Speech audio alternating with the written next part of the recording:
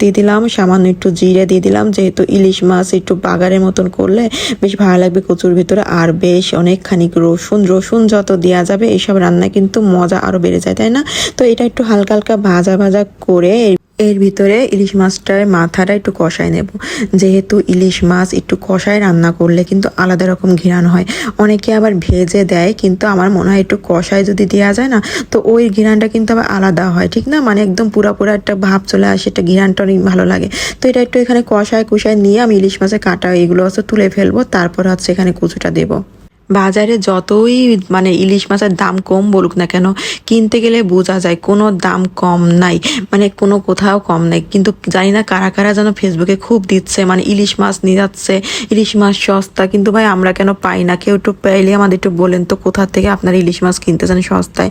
আমার কপালে তো মেলে না, আমি তো ওই দামই পাইতেছি শুধু। তো যাই হোক, তাই বলে কি ইলিশ মাছ খাওয়া বন্ধ রাখবো?